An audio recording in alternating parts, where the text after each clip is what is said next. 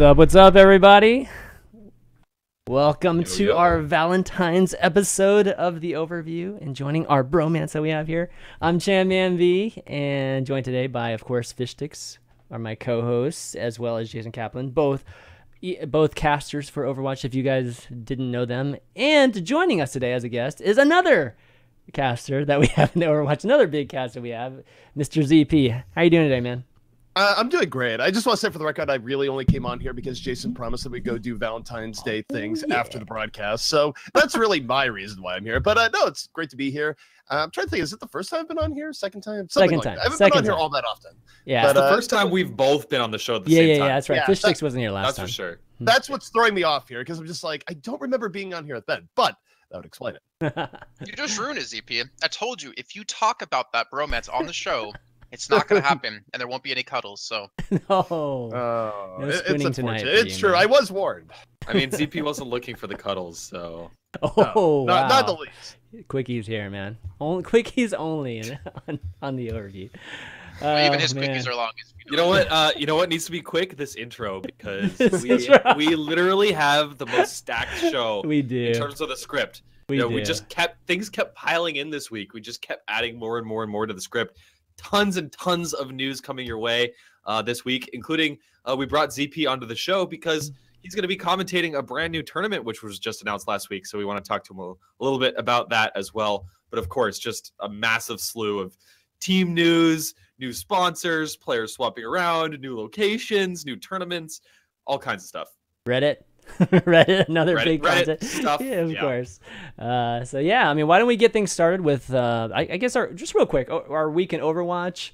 You know, the end of the year of the Rooster event, or it just ended yesterday actually. So all the folks that missed out on the skin, is it still going? Yeah, I literally just played it a couple hours ago. I thought it was supposed to end yesterday as well, but it didn't. Jason is literally opening the loot boxes as we speak. Fireworks are going off in his Overwatch client. Okay, I spent 10,000 currency because I didn't get the Reinhardt Zenyatta skin, and the next day I opened up the Zenyatta skin. Oh my god, dude. Well, you got it, so that's good. I mean, yeah. I got everything but the Roadhog skin. I literally bought 40. So I bought 24 and I was only expecting to buy. I was only wanting to buy 24 loot boxes, and I literally got nothing in the 24 loot box. I got a regular Reinhardt legend, not one of the Year of the Roosters. So I was like, oh crap, I'll buy another one. And then I bought another one. I got like 4. I got 4 of the ones I wanted too. So that was pretty awesome. They must have known. I've held off a bit in terms of skins for this particular event, but I do remember for the winter event, I bought one 50-pack loot boxes and got every legendary that you could get in that 50. So I'm just saying, I'm actually very happy with this. I'm just going to hold on to this. I hate you. I actually completely forgot that yesterday was supposed to be the last day. I've only been playing on my alt recently, so I might log into my account right now and buy some. I thought it was over, but maybe I was wrong. It was supposed to be over, but we're about to find out. Okay. Well, it literally just ended. What Ben is saying is that Fishstix could be smurfing in a game near you. Maybe. I streamed on my Smurf, so people know. Sorry, I don't have a Smurf that low. Hey. Oh, it's not really a Smurf after everybody knows what it is. It's Smurf's like 4K, so. Yeah. Up there. But Ben, it sounds like you have like some kind of announcement that you wanted to make. Yeah, I already announced it on Twitter, but there wasn't a whole lot of fanfare. Just personally, I'm casting another tournament. It's this weekend. It's we should have actually had a whole talking point about this because I think it's pretty cool. I think it's pretty neat, at least. And this is, of course, the TESPA Championship Series. The Collegiate Overwatch Finals is taking place this weekend in San Diego, California. I'm going to be casting alongside Jamerson, Samus, and, of course, Piscatore, the guys that have been casting the TESPA stuff up until this point. So I'm heading down to San Diego to cover this. It's UC Berkeley, University of Texas, University of Toronto, and Rutgers are the top 4 teams. Fighting for $100,000 in prizing and scholarships. So it's actually going to be pretty cool. And I'm casting something again. Woo! It's been months, man. It's been months. Shout outs to Berkeley for being that active in the general Blizzard collegiate scene. I mean, you go back to Heroes of the Dorm where they cost me $10,000 because they ruined my fantasy bracket in the original Heroes of the Dorm, but they've been very, very active. $10,000? That was the prize for winning the Heroes of the Dorm fantasy bracket. Like, wow. I was one of the top brackets there, and I had ASU winning it 3-2, and they threw, and it was Berkeley that won 3-2. So I had even the tiebreaker. So just still a little bit salty on that years after the fact, but it's really good to see Berkeley still very much in it and supported across multiple games. Dude, well, I'm a Berkeley native. I'm from Berkeley originally, so I'm gonna have absolutely no bias whatsoever casting. Clearly. Yeah, that's well, just avoid the riots over there, man. Just think. But college Overwatch, I haven't been really following it as much. I typically do, so I'll be excited to actually get a chance to check out the finals and see how it goes. The storyline of college is great. You know, like it's always been a very accessible, just a sector of each of the esports. And, just having the prize pool actually being scholarships and paying for tuition. I mean, all of that storyline works super well. And it worked really well for Heroes of the Dorm. In particular, that one that you're talking about, ZP, that the first season, I think it was. So I hope that Overwatch has that kind of impact in the college scene too. Well, I was going to say you would be very much excused for not knowing as much about the collegiate Overwatch stuff that's been going on because it's been very hard to find information about it. I remember just after New Year's and in January, I was kind of looking around going, all right, no, this was going on. I don't think there's a finals. When is the finals going on? I was looking and I couldn't find any information in early January. So it's actually been an event that's been harder to really get concrete details on. Now, I suspect that it's probably more of a dry run for figuring out how to run maybe a Heroes of the Dorm level event for Overwatch. And that's maybe why it hasn't gotten the level of promotion that other events have had. But it's definitely been a harder event to follow, I would say, relative to other events in the scene. I think it's just as hard as the Oceanic tournament that's supposed to be going on, that league, where they didn't even announce the teams even the day before the whole thing was supposed to start. So yeah, definitely agree. Well, I think they have to start off, for one, finding a byline, a title that's as good as Heroes of the Dorm, because that fits so well. Finding something for Overwatch would be a little bit more of a challenge. But that's cool, Ben. It's going to be great to see you casting for sure. And I think this is the first of maybe a couple of things you're going to be casting. So this is going to be good. Hopefully. Yeah. I'm looking forward to muting the stream. Oh, God, what a dick. I'm kidding, Ben. You know I'm kidding. Okay, let's jump into news, guys, because since we have a ton of player, team, league news, starting things off with IDDQD, who was actually on the show probably like a month ago, finally joining the team, and he joins NRG, which is obviously a very popular team. So initial thoughts on this. Jason, start with you. All right, so my initial thought was cool, awesome. Him and Seagull working together as DPS, but I immediately fell back to the whole reason he's been kicked off Fnatic and Rogue before that. But what really stood out to me was the fact that they actually said as an organization that he gets along really well with the current roster, and that's actually a really good sign to find him more of a permanent home, and gives me a lot of hopes for NRG. I will say, though, how much stock can you take in that statement where they're just saying, hey, we're adding this player to our team? Of course he gets along well. They're not going to say, oh, we add this player to our team, but we have concerns over whether or not he's going to do well. We're not really sure. We want to have a quick hook in case it doesn't work out well. No, I mean, they're going to say it's working out well. Maybe it is, but... Well, to be fair, they could have said something like, he fits really well into our lineup instead. I don't know. The fact that they pointed out in particular either to me means A, they actually mean it, or B, they realize why he's been kicked from previous teams, and they're trying to take away any doubts people maybe have. Very true, very true. I'm just for that case, it's one of those things where when a player is suspected to have those potential issues, I definitely want to see NRG stay together with this roster for several months before going, all right, woo, things are working out. Right. I mean, hopefully they work out. I think for the competitive scene in general, it'd be very, very good if NRG could put up good results. They're still very arguably the most popular team in the game. And if they have success, I think it's very good for Overwatch as a whole. Absolutely. But they're still struggling to find that roster that actually works for them. And they've successfully added two of the competitive players who get the best stream viewership already. So you've got IDDQD. He had 8,000, 9,000 viewers the other day, which is about as good as it gets for competitive players or players on pro teams. And then, of course, the one person who beats the hell out of that is Seagull. And you're wondering, you're looking at that roster, there's still a couple open spots left and quite a few people still looking for teams. Namely, we talked about this last week, but Harbleu, man, that would be so sick. Oh my God. If they add Harbleu, Dude. Can you imagine the hype behind this team with such fan favorites as IDDQD, Seagull, and Harbleu? Can you imagine? The pressure, Well, though, the pressure that there's comes with doing that is a lot. So having to thing live is- up to that expectations would be really tough. The thing for me is that, sure, there's hype behind that roster, but there's also a very, very quick moment of, is this roster going to do well? Say, for example, if they do compete in the monthly melee this month, which hopefully they are, there's good signals that they are, but we don't have final confirmation on that yet. Say, for example, they go in and they end up going 0-3 in the group because they lose to Rise and they lose to whatever, a very stacked Are group. groups made already? Groups Are you trying to tell us ZP something? yeah, I'm not trying. Spoilers. Yeah, spoiler alert, groups probably have a degree of going in there, but Rise probably would be in their group from how it's set up right now. But say they lose to Rise and they lose to a few other teams I'm not going to say are in their group yet because I shouldn't. Then it's bad, right? Because then you have all the hype that just immediately is drained out going, well, what's going on? You're losing this. But that said, it is going to be a very stacked melee, especially by a recent month standard. So it's going to be very awesome. Like, for example, this isn't 100%, but most likely Rogue is probably playing in that monthly melee. So it's going to be perhaps the first time that we're seeing them from NA. So there's a lot of cool things going on in that particular melee. But I guess going back to my initial point here, for NRG, there's going to be hype, but a lot of it is going to depend on how they do in that first tournament, whatever it may be, whether it be the monthly melee or something else coming forward.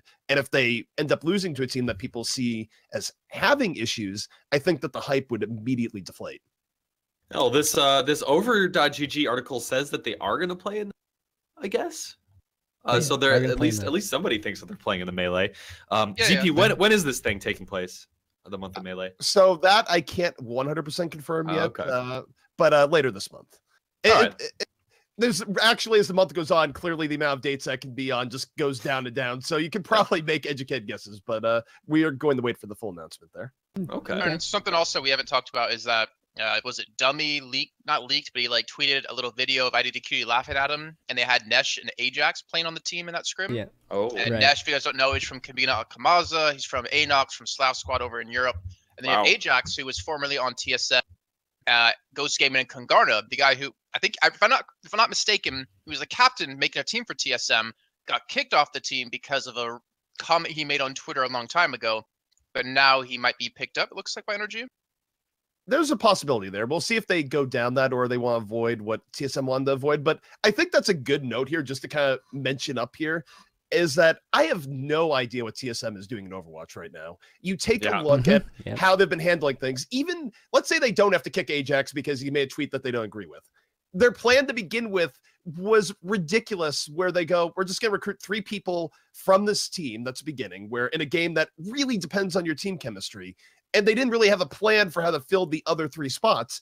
TSM, how they've been just handling things organizationally has been all over the place and frankly non-comprehensible, because they flew out of the people they recruited from the former Ghost team. They flew them out to a team house location, but now it seems like that's all falling through. And I don't know. TSM makes 0 sense to me in how they've been handling things right now. It's one of our running storylines on the show. Every single week, we're like, what's TSM doing? Are they going to pick up a team? There's not that many teams left. Yeah. But even if you are picking up a team, why do you split a team, grab 3, and then not have a real plan for how to fill that? And you're splitting the team because you have similar levels of concerns with what they have with the old complexity roster, which, of course, old history lesson, used to be TSM. Then it turned out that the TGOs had skeletons in their closet, so to speak, and it turned into a sponsor issue where they had to drop the team and basically sell it off to complexity for pennies on the dollar. Now they had a situation with Ghost where you had similar issues with players like Baby Bay that probably would have led to the same exact sponsor concerns. So instead of giving up on picking up Ghost, they just pick up 3 members, and it's just, I don't know, it's not making a whole lot of sense how they're handling things. Yeah, definitely odd going on there. But eventually TSM will pick up a solid roster. I would We're pretty sure guess about that. they will, given that they're such a big brand and What if they Overwatch is just going to do be the big. wait for the combine and pick up like 6 people that are teamless at the time. Like, I know even before they were talking to Ghost that they were talking to a certain player, I can't say who it is, about building a team for them. But it just seems like at this point with the league coming up, sometime this year, and no tournaments anytime soon that we know of, why not just wait till the combine kicks off and then just pick up 6 people? It'd be a good story. It'd be, you know, like literally the story that the combine's supposed to achieve, which is, you know, finding talent and putting them together. And it'd be brand new from the standpoint of like Team Esports, like forcing these guys to, not forcing them, but, you know, having them have the understanding that they need to come together and play as a professional team and not have, you know, just the personal issues that we have been seeing lately in teams. Well, one thing I will say is that picking up a new team in Overwatch is probably one of the most difficult things to do in terms of figuring out who's going to be good and who's not. I will say that it's still very possible, and TSM is probably kicking themselves every day that they didn't pick up on bird noises earlier, because Hammers Esports won the lottery with that team in terms of how effective they've been compared to the other big orgs in esports that have been really desperately trying to get in. I mean, CLG, who knows if their roster is going to do anything, but they picked up a roster that didn't really have a whole lot of success going in there. TSM, we just talked about their issues. So for Hammers, a relatively unknown organization, to come in and pick up a team that's looking to be one of the best in NA, that's just sort of a situation of, you can still do it, but, you know. We'll see how good they are come the monthly melee, though. I mean, they were rocking that old meta with the 4 tanks, but we'll see what happens now, right? But, like, what's the point if you're TSM to even pick up an org right now when you know of no tournaments coming up? Well, I have an answer for that, Jason, and it's actually a segue kind of into some of we have in the script today. It's that it looks like most top teams are jockeying for position in terms of the Overwatch League, where they're going to be located already. So our next item on the script is Reunited has been picked up by eUnited, which has its old slew of jokes and drop the R and whatever. Yeah. Dropping the R. We get it, guys. Haha, so funny. United has picked up the Reunited roster of Morte, Valataja, Unfixed, Cruz, Rubicon, and Shrik. And interestingly, this team is also moving to the US to attempt to lock down a spot in the Overwatch League. This is their intention with coming to the US, similar to what we've seen with quite a few other teams. LG has done the same thing. Looks like Rogue is moving to Las Vegas as well. So all of these teams are moving to the US in hopes of establishing themselves in a location for the Overwatch League. Whether this is actually how Blizzard wants to do things or not, it's kind of yet to be seen, but this is definitely what the team owners are all hoping to do here. Before we go off on like a tangent with this, I just want to point out one thing that we have to kind of keep in mind is that it was talked about that you don't even need a team to be in the league. Right. So from the way it was originally talked about was I could be like a billionaire and be like, hey, what's up? I can pay X amount of $1 million and claim title to a city. And then I'm in the combine, I'm in the league, I can pick up a team that way. So I don't necessarily understand teams moving rosters over, because they're still gonna have to pay at least $1 million to be in the league, to be part of it, and then to claim a city from that. Like, I don't actually understand, unless they know more than we know, which is very likely, since Blizzard did announce that they're going to be announcing a couple of owners coming up soon. But I don't know, maybe plans have changed. But anyways, we can continue. I think they are trying to jockey for position there. And let me just say before the moment completely passes us by that I really wish Reunited had some sort of announcement where they said, look, we realize that the reason behind all our second place finishes back in the day where we had real trouble winning tournaments, the problem was the letter R. So by dropping the letter R, we are going to come in here as a new, stronger team, eUnited over Reunited. That's how we're going to get number 1. But, you know, a team like Reunited, why wouldn't TSM approach like that roster? You know, like, that's already like a full roster that's already has a following and a brand, and obviously those players are very good players, some of the best that we have in our scene. And I mean, that just makes the logical choice, right? This is Occam's razor here, where, frankly, if you look at how they were trying to build the other team, which didn't seem like a winning strategy, it's just they don't really seem to know what they're doing in the Overwatch space right now. Full stop. Because you're right. That would make all the logical sense in the world for TSM to go to Reunited as soon as it came out that, look, we're not going to be able to do the player run org anymore. We're looking for a more traditional org. If that's not giving off sirens to say, TSM, look into these guys, pick them up at least even as a stopgap, because you know that they're going to at least be in the pack team-wise, it would have been a great move. But who knows if it was explored? Maybe it was. Maybe the teams didn't get along on the right terms. But clearly it wasn't to be, as TSM does not have them. The new team eUnited does have them. It can't even be a salary issue too, I would imagine, because TSM should have so much money behind them and just the notoriety and the fame of being TSM's team that there had to have been something else at play there. Maybe they were already in talks with Ghost and they signed something, you know, with the 3 players from Ghost. But I definitely agree. Like, why would you not pick up Reunited? Who's probably one of the most accomplished orgless teams at the time. Absolutely. And another point there is eUnited is actually a pretty small brand in the grand scale of things. It's not like they have a lot of brand recognition behind them. So, I mean, you definitely had the opportunity to pick up this Reunited squad, probably into like a bigger name than something like eUnited. But beyond, you know, they're moving, the OW League speculations, what do you guys think about this team? I mean, we honestly have not seen much from this Reunited roster recently. Do you think that switching a couple players in and out, like, is this enough to bring them back? Like, do you think that they're going to be a contender? I mean, Jason, you've been watching this team play since before Overwatch. You've been watching this team play forever. I think they have the raw talent to do it. Definitely. And I think they're moving Cruz to more of a DPS position, if I'm not mistaken. And they'll be like, you know, having Rubicon be a support player with Morte. I think they have potential, but most importantly as well is that United is actually letting them go to Korea to boot camp for like a period of time. I don't know if it's like a month or 2 months or something like that, but it's been announced. That gets them like in a really good place for any big coming tournaments or any big tournaments coming up. And I think that's also maybe something that United wanted to go into this. Like, hey, we want to boot camp in Korea, and obviously you're gonna have to pay for something like that for us to do that. But I think they're gonna come out really strong. Like the hyperbolic time chamber coming out, you know, Super Saiyan 2.5.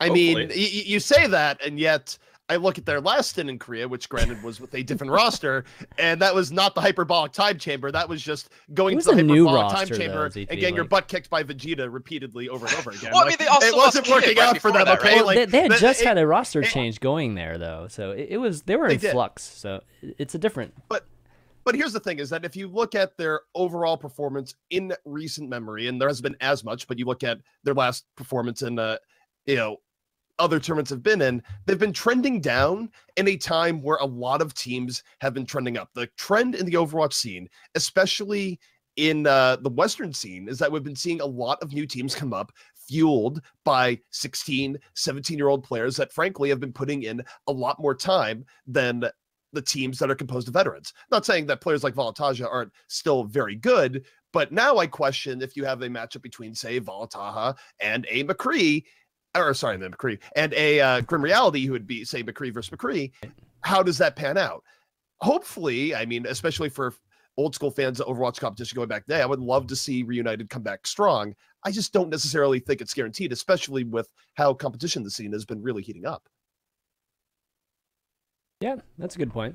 Hey, so one question for you guys too, like with all these teams, like you've been talking about teams moving to the US and prep for the Overwatch League. Have they really talked about what city? Like, has eUnited talked about a city? Because that's where it's going to be. That's what it's going to be all about, right? Because you have to nab up a city, because it's going to be all location based and things like that. And we've seen, I'm guessing MBS is obviously, in that North Carolina region, and we're seeing Detroit, and I'm sure something in the Bay Area. Where are we going to see some of these teams? Vegas for Rogue, I guess. Right? Well, for eUnited, with Reunited's past history of being cursed and not being able to get #1 despite whatever happens, I would say, please bring on the Cleveland eUnited. Let's go. What do you mean? They just won last year. Oh, okay. Yeah, for the first time in like forever. I see what you mean. Okay, all right. All right, maybe Cleveland is the destination. Maybe they could get LeBron to help market the brand a little bit too. That'd be pretty cool.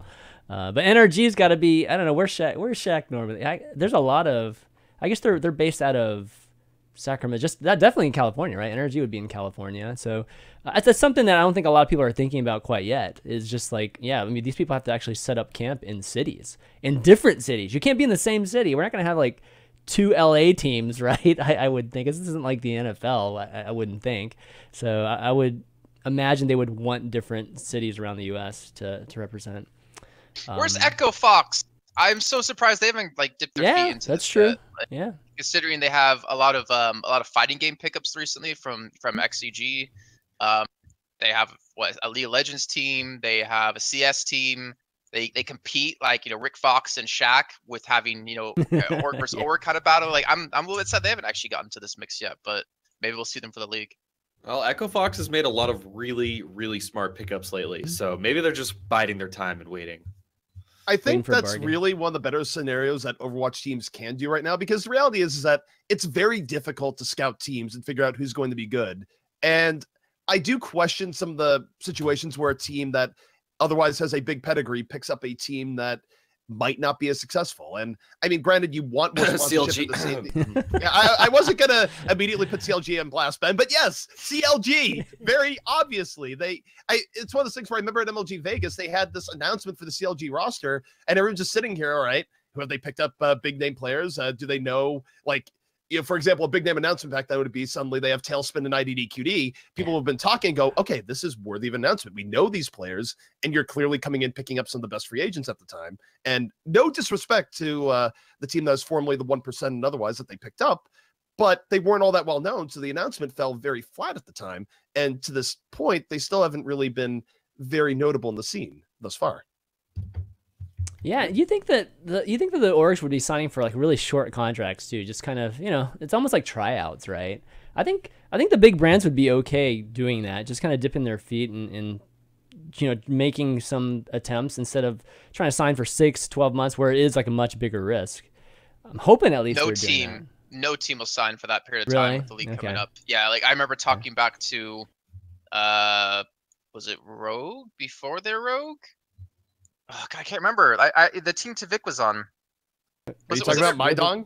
No, like they played the Takeover tournament, and I think they were with Rogue. But like I talked to Tavik, and they signed for like only a small amount of time because they knew of what potentially is coming up soon in the future. There were no way to lock themselves down for a year like the org wanted them to initially. Yeah. There's some orgs that have actually gone out of their way, even the very beginning, to get people to sign 2, and I think I heard one that was 3-year contracts early on. So yeah, no, teams are. Listen, wow. It's one of those things where it's business, right? Teams were really... It's one of those things where in the very beginning Overwatch, there was this idea, well, people have stars in their eyes. Let's lock them down when we can. Players eventually got somewhat wise to that. I think that there's definitely cases where people signed contracts that they probably shouldn't have. Like, to throw a little bit back here, the IDDQD Fnatic contract was a terrible contract for IDDQD in terms of not having any good outs for him. He had a buyout that was ridiculously high that apparently NRG is paying or has paid. But more than that, he should have had something in there saying, look, if I'm not on the active roster, please, get rid of, not please, but have it written in the contract that you have to terminate me. Because the weird thing about that is that IDDQD is in a real catch-22 situation where Fnatic was still paying his salary, right? Even though he was inactive on the team. The problem is that because he wanted to keep himself relevant in the scene and grow other parts, he was streaming a lot. And when you're streaming a lot, you're providing value to the organization that lets them justify continuing to pay your salary and keeping you locked in on the buyout. So IDDQD was stuck in the situation of, do I disappear, stop streaming, and get myself cut that way? But no, this makes no financial sense. So I still want to stream, build my stream, which has been very successful. But now Fnatic has no reason to want to cut me. So IDDQD was stuck in a very awkward contractual situation, which he is. There was a clause in his contract, though, that revolved around being benched for a certain period of time would take him out of his contract. I remember talking about that. So, like, eventually he got to the point, like, because, like, there wasn't, so from what I heard, there actually wasn't a number placed on the buyout. It was, hey, hey, Fnatic, we want to pick up your team. We're NRG. We'll pay you $50,000 for IDDQD. They can be like, no, pay us $500,000. Like, they could literally sit there and say an insane high amount number, and knowing the other org will take it, because by keeping them on your roster at the moment, you don't have to compete against them on another team's roster. So he had this weird little clause in there that allowed him, like, after a period of time of like 2-3 months, that he could get out of his contract if he was benched and wasn't put into any matches. And the lesson learned there from anyone who is getting into esports is make sure you have a buyout A, and make sure the buyout has a firm number. Don't just leave it up into the air, because what you'll have there too is a situation where a company like Fnatic, when someone else goes to them and goes, we want to buy out IDDQD, they're going to go, that's interesting. We're going to think about that. And in the time that they're not talking to in a meeting, they're going out of their way to go, how much money do these guys have? How much are they going to pay? So any suitor for IDDQD is going to get potentially fleeced, and who knows how much energy paid, but it might not have been a small sum. I mean, we're talking about a bargaining type of scenario too. Imagine just when there's personal things happening, between the team and the player, and the team's just trying to, to lower your market value and things like that. So it can get really, really ugly. So yeah, ZP's advice is absolutely correct and definitely hugely, hugely important. So Jason, like you mentioning that did he actually get bought out then? I mean, why not just sit on the bench and not get bought out? I mean, like NRG could have waited and got a complete bargain, Yeah, I don't know. Okay, I from what I remember, like the period was like 2 months or 3 months, and I think it's been about 2-3 months. Yeah, since for he was sure. benched, so yeah, maybe they didn't have to pay him that much. Yeah. Okay. Cool. Well, let's move on. Did have a little bit of news about just Kungarna. I think we talked about last week that Kungarna, after joining Ghost and then after just doing so well at Winter Premiere, they ended up splitting up. But now, now we talked about, actually last week we talked about them splitting from Ghost and then back to Kungarna, and then now we're hearing that Kungarna and Splyce have merged. So I guess that was kind of the big news. I think everybody was talking about also in terms of Kungarna. So this is kind of interesting. What do you guys think of this? Oh man, this Splyce has just had so many different rosters at this point. Like, I can't even keep track of this team ever. I wonder if this one is going to stay consistent for any amount of time at all. I mean, we've already seen some issues arising around the players, formerly from Kungarna. You mentioned Baby Bay, excuse me, with dubious past potentially. So I'm just sitting at this going, how many weeks is it going to last? I mean, hopefully for them it lasts a while. Splyce is a good brand. Glad to see them here in Overwatch. Good luck, but I'm not crossing my fingers on this one.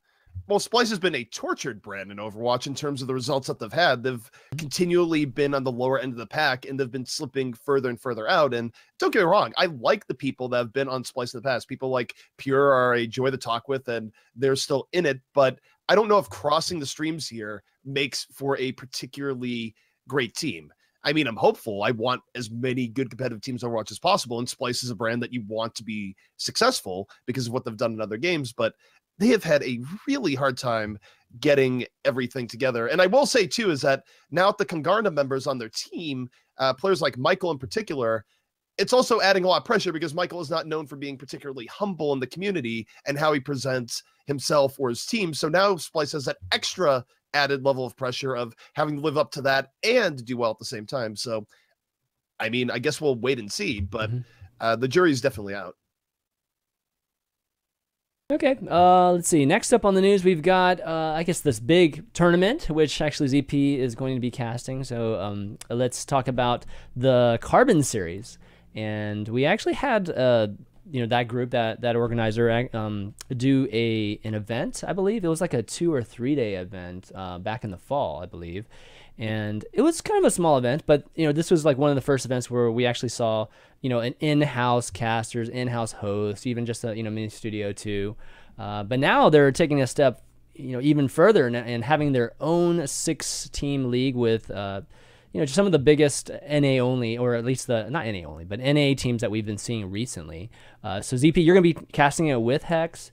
Once you have any additional details about it, possibly, like, are you excited about this league? Oh, I'm super excited. And I think it's going to give one of the few things that's been lacking in recent times, especially as we've hit the new year and everyone has been figuring out, all right, what do we want to do for Overwatch for the new year? Kind of a down period in January. But what it's going to do is that it's going to give people 3 solid days of North American Overwatch per week. And it's going to be Monday, Tuesday, Wednesday, 2 sets every day, all best out of 5. So it's a lot of Overwatch content that, more importantly than anything else, is consistent.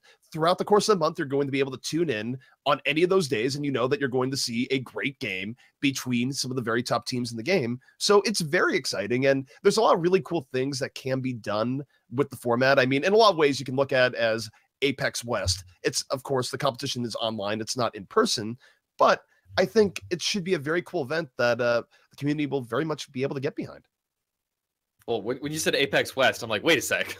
Wait, this is going to be in a gigantic arena with like no. all the teams there in person? Crazy production too. Yeah. I mean, I very quickly modified that, just knowing, by the way, it's not going to be in person. We're not going to have the zoom in cameras. I'm not sure anyone is going to get it, but overall, I think it should be a very fun event. Yeah, I like the idea of having consistent broadcast days. But this just continues to add to the pile of North America focused tournaments. Not only is it North American teams only, it's during such a terrible time zone for Europe that this is for the North America audience, like straight up.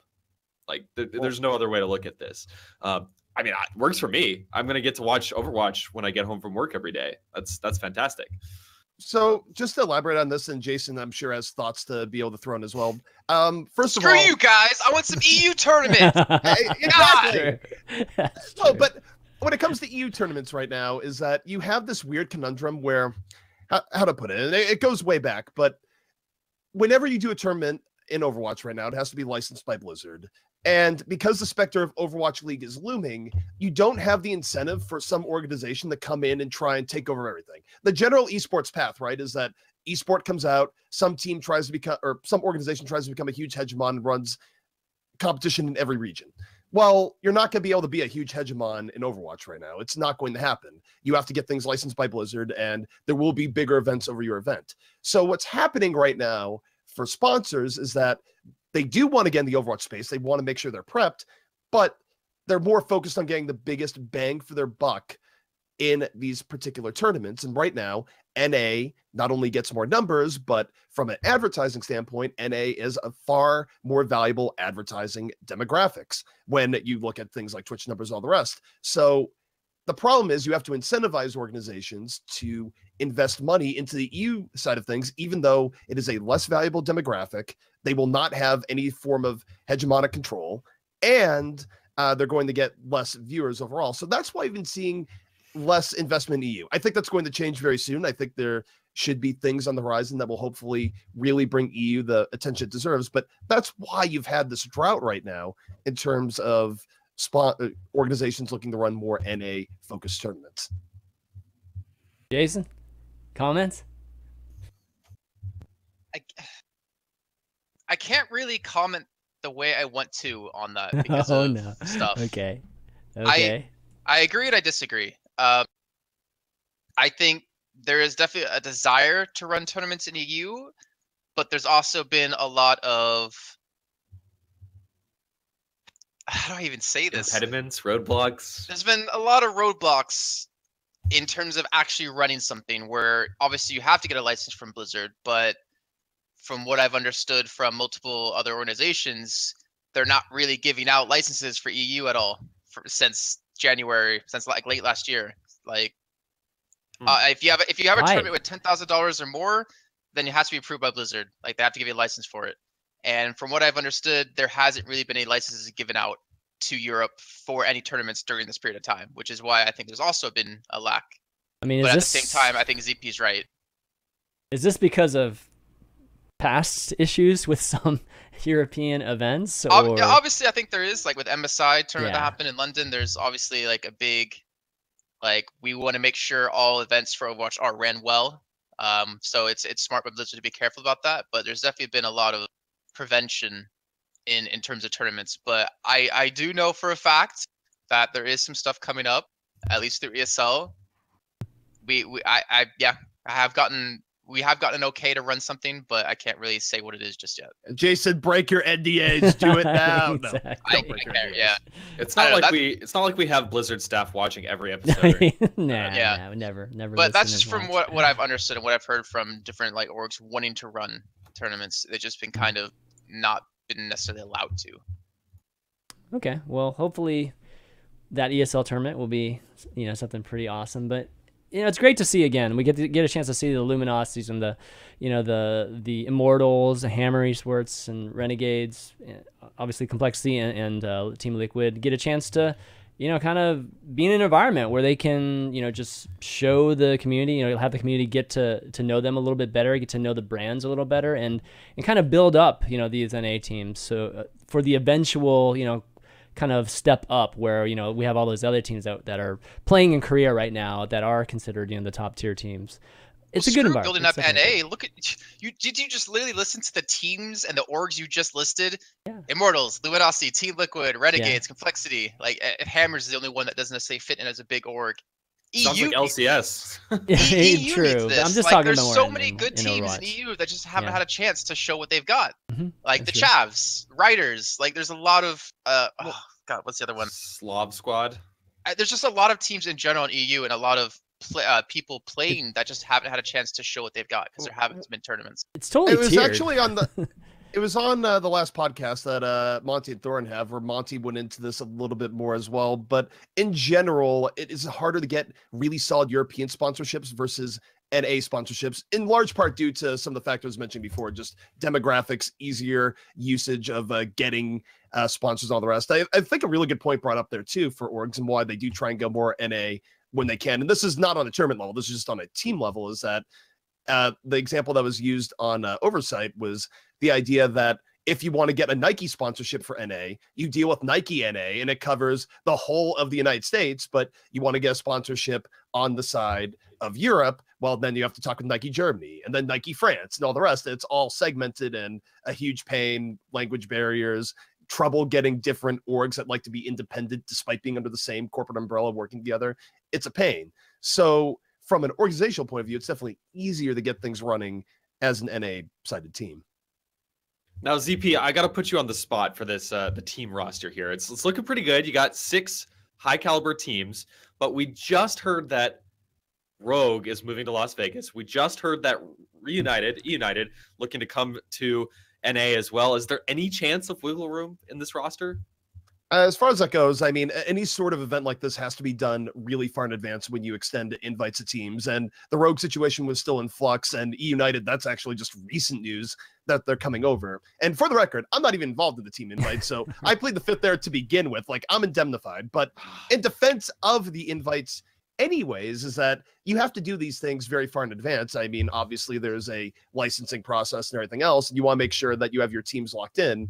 And it'd be a really ridiculous move to go to a team. Look, we're going to need you to commit to this 5-week tournament, but we reserve the right to kick you out in case. Well, they shouldn't shouldn't uninvite people. I mean, if anything, you change your format to include 2 more. Add more teams. Yeah. Right, but if you change the be format, if terrible. everything you need approval for, you can't just change your format and be like, guys, we're just changing our format midway through. That's not something that's really easy to go through. These are things that have to be planned in advance. And I realize that Overwatch sort of has this history, almost tradition of things being last minute in terms of tournaments and things coming up out of nowhere. But in an ideal world, you do want things to be planned somewhat far in advance. And it does mean you miss out on opportunities like, say, having Rogue in this tournament, but it's still a very good roster of teams nonetheless. Yeah, agreed. Very true. Yep. Okay, well, Who's gonna win it, ZP? yeah. I'm putting you on the spot. Who's gonna win it? Immortals after the back of a big win from NGE. Luminosity with the new roster. It's actually almost impossible to call a favorite here. Yeah. I mean, Complexity potentially not going to have Harbleu. They would have been one of the favorites, but they also just lost to Immortals the other week. Luminosity, they've been struggling for so long. TL struggling, but has had a slight uptick in performance. Like, I have no idea who wins this I mean, tournament. I thought Winter Premiere was pretty, like the parity was there. So it's continues into this tournament. There's very heavy parity to begin with. I'd say right now it's probably easier to pick losers rather than winners as far as it goes. Certainly, I think at the top it's very close. Who knows how Hammers will do under the new patch? Immortals, of course, would be the front runner, but not by indisputable degree. Team Liquid obviously has very big demons to work out, and I would actually say that this particular event is truly the make or break one for Team Liquid. And for the record, I said this at MLG Vegas, and they rolled right along despite not having the greatest showing there. So who knows? Maybe they'll endure regardless. But I do think that this might be the last really big chance here for Team Liquid to come out, prove themselves, and have a good showing with their roster. Because if Team Liquid ends up going out here in 5th or 6th place, I do think Team Liquid as an org really has to start wondering, how long do you want to stay with this core of players? Because similar to a team like Splyce, they've really struggled over the last few months. And at some point, for a name like the Team Liquid name, you want to get a higher level of result than what they've had. So I think this tournament is probably of paramount importance here for TL. Well, not just Liquid, Complexity. Like, they've been a solid 6 for a long time now, dating back to Gamescom. Actually, longer than anyone, basically. Yeah, and I mean, even with Harbleu coming out and someone coming in, like, to me, they're in the same boat as Liquid. I want to see them do well, but I just know, like, deep down or in the back of my mind, that they're just not going to perform well at this tournament. And I want to see them do well. I don't know what's right or wrong within the team. Complexity's main issues, I feel like, still stem from the fact that more so than anything else, you take a look at their DPS contribution, it has been horrifically inconsistent. It's like they have a double team of 2 easies without necessarily the high-end level to it to some extent. I mean, because you think back to when they were TSM and when they were really on top and competing for the #1 spot a lot more regularly than they have in recent times. They did it when the TJOs were having just really good games, really catching people off guard with tactics like double tracer and all the rest. And while they've been solid, you haven't seen them pop off in the way that you see a lot of current top players pop off, or up and coming players. Like, you take a look at a player like Dreamcasper, who now I think is, I'm not sure if he's signed by Tempo, he's trying out for them, formerly the Spicy Boys roster. You look at a player like that, he brings more impact to a game with just, hey, I just killed 4 people, than what we've seen from Complexity in their DPS for a long time. And if Complexity doesn't find that level of threat, I think it's going to be very difficult for them to break out of their middle of the pack slump that they've been in. Yeah, Complexity is one of those teams too that everybody talks about them doing well in practices too, in scrims, and that's why a lot of people were hyped for them going to MLG. And when it comes to the big events or those live events, they just don't perform. So I'm not sure if that's endemic of the team or if that's something that can be solved.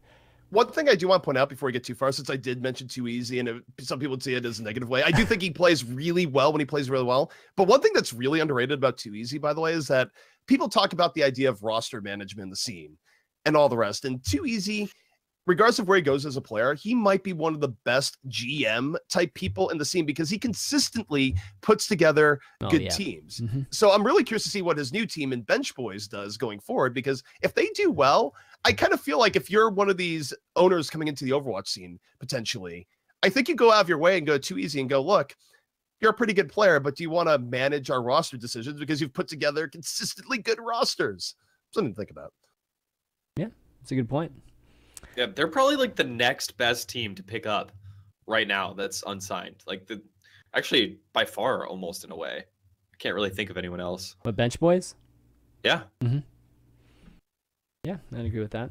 Okay, well, let's move on to just a little bit of just general Overwatch news, which is Blizzard cracking down even harder just on hackers, scripters, and in this particular case, they were this article was focused a lot, or at least the announcement was focused heavily on PC bangs and just how they're trying to solve the issue with PC bangs. And for those of you not familiar with it, a lot of hackers were using PC bangs and being able to get away with it just because those PC bangs, you don't have to use your actual your copy of Overwatch, your installed version of Overwatch. You can just log in with whatever user, and then you can change your user or whatever, just continue to change multiple users, and we're able to hack that way, and they weren't detecting it. But now it sounds like they're cracking down even more on it. It sounds like you're gonna have to even just log onto your account with I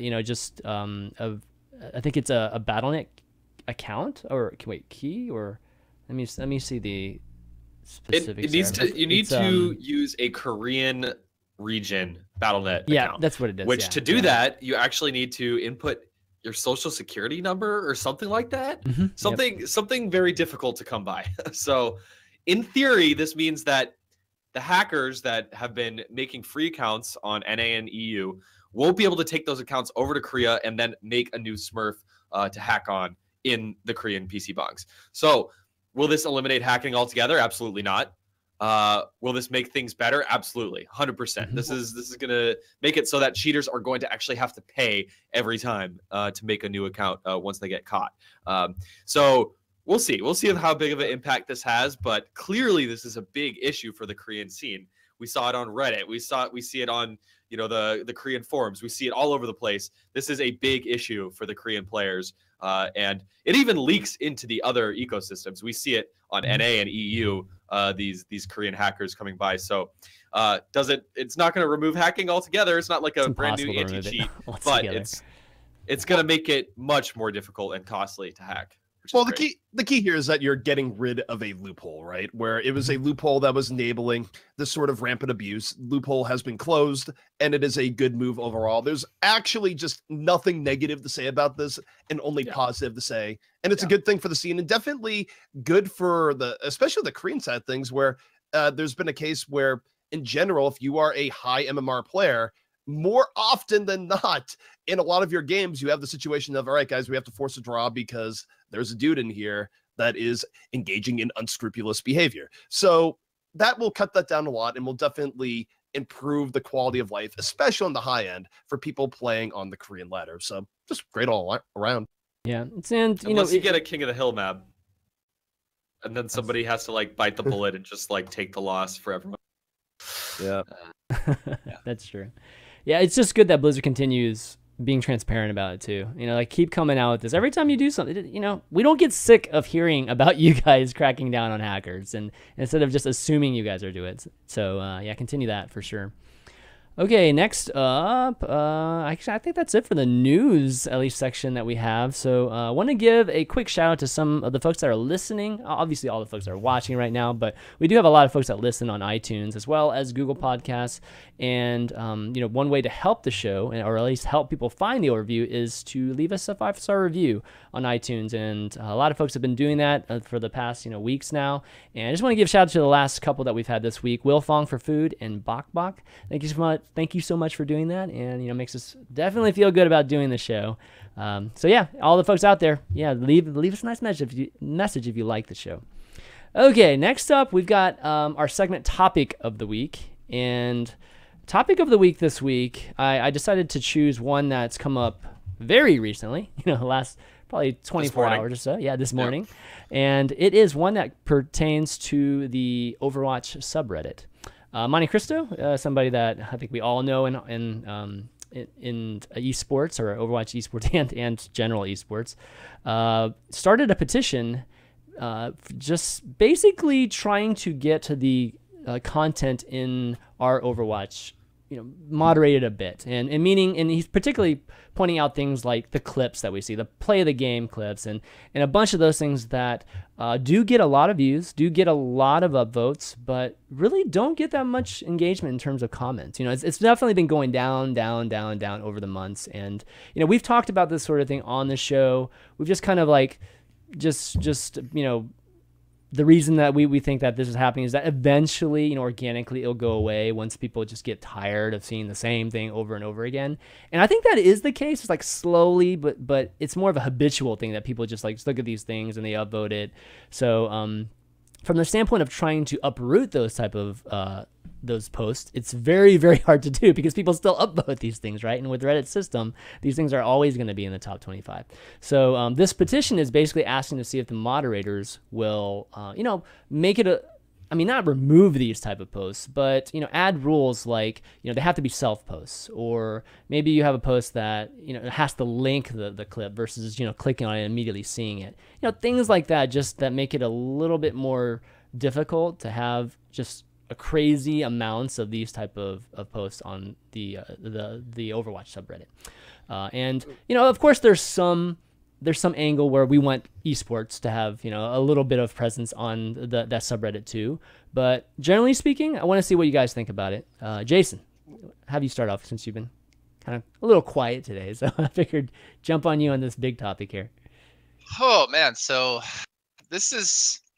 I remember actually being in the office with Mitch earlier today and talking about this in particular. And at first glance, I was like 100% against this because it kind of seemed like why it without reading the article, let me point that out, without reading it first, just seeing the post about it, it just seemed really whiny in terms of, oh, I'm tired of seeing these GIFs get upvoted and content that we produce not getting there, and no news about competitive Overwatch and blah, blah, blah, blah.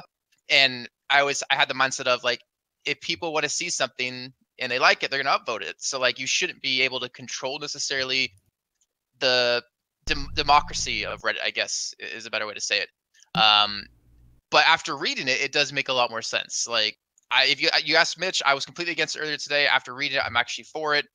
It's nice to have more diverse topics to discuss. not necessarily just for the competitive scene, but just more in-depth conversations about in general of the game, instead of seeing, was it 22 out of 25 were just clips of GIFs every like, hey, I day. made a cool play. Every day. At the same time, you also have to look at the whole argument that we've had since this even started, back in the day, of naturally over a period of time, it will get more esports directed once people are tired of seeing these GIFs because they've seen it 1,000 times. But I do like the fact that they want to make it a little bit more, not necessarily difficult, but make the content more worthwhile to look at, if that makes sense. Okay. Ben? So for me, go ahead, ZB. Yeah, go ahead. Oh yeah, sorry. So for me, I think the main thing here is that Monty is coming at this from a rather intelligent angle. It's not coming at it directly from an angle of, look, just upvote more esports, do it. His point of view is, and how he's handling this, even though certainly the motivation is esports, right? But it brings up a bigger topic at hand, which is very true, which is that there's a lot of facets to Overwatch as a game. There's a lot of cool things that can be done. And we're not just even talking about esports, we're talking about cool community creation that can be done, different projects within the Overwatch sphere, and all the rest. And now we got the server browser and custom matches and all that too. Right. So it's difficult to get full attention to all these things if you have to compete with 20, if say out of every 25 posts on Reddit, 23 are GIFs of, hero dies or something, Roadhog cooks someone to their death, so on and so forth. If that is flooding everything, it's difficult to get other good content on there. So Monty's approach here and how he's worded this is not, look, you guys need to do more for esports. It's, look, there's a lot of content Overwatch that maybe isn't getting its fair shake because there's a culture now of just posting GIFs and uploading GIFs. If we can find a way of maybe tamping that down a little bit and creating more space for the other good things in the Overwatch scene, that would be a good thing that would raise up everything in the scene equally. So I think it's a very smart approach for how he's coming at this. It's the right approach. I mean, I think he is being smart, basically having, we all have esports motivations, but it's correct. I mean, there's so much that the Overwatch landscape offers. And, and this isn't a casual versus hardcore thing. It has nothing to do with that. It has to do with just, like ZP was saying, there's all kinds of content out there that is literally getting zero love, and which discourages folks that are making content to even do that content when they can't even get any kind of, just views or exposure on it, even when it's good. And I'm talking about like the super creative stuff too, like music or, like music videos or I don't know, just cosplay things, just whatever, right? Like there's all of that stuff that's available in our community, and we're just not seeing it. So in some ways, the clips, all those things, that could be its own subreddit. Like, and people just go there, if that's the thing that you like to see, like, is that the reason that you go to our Overwatch? Then, you could easily go to our Overwatch clips and watch, as much as you want. But yeah, definitely filling in these very valuable 25 to 50 spots, in what is still virtually the Overwatch community website. It's a big deal because right now it's not really much of a community website. At least we have the competitive Overwatch, and there are the various subreddits that do kind of fill in the some of the gaps for us. But right now, unlike most of the other games, especially Blizzard games, the subreddit isn't a representative, I believe, of just the diversity of the community. Yeah, I'm incredibly on the fence with this. I'll be honest. I think there's a couple things.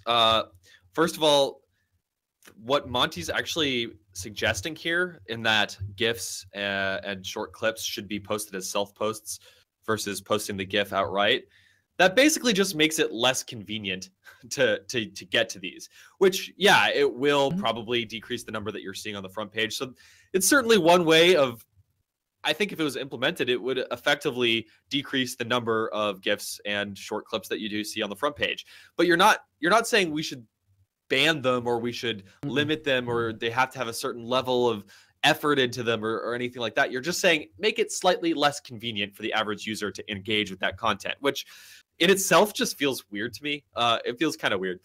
It might be effective in accomplishing the goal of of balancing out the subreddit to have more discussion and more news about esports on the front page, but it might just make the subreddit less active at the same time too. I mean, I'm just looking right now, there's 9,000 people on the sub as we speak, 770,000 subscribers. It's one of the biggest gaming subreddits, period. I think it might be like, wait, what's bigger in esports? Is there League of Legends is bigger. Even bigger at this point? League of Legends is bigger, right? In terms of active users? Oh, active users? I'm actually going to check. Okay, League of Legends is 14,000. So it's a little bit below League of Legends, but it's one of the most active subreddits out there. And also, from another perspective, I'm a moderator on a couple of subreddits myself, and my personal philosophy is that Reddit itself should be the decider of what the good content is and what the bad content is. It doesn't always work out, how we would want it to, but I'm a huge believer in letting the system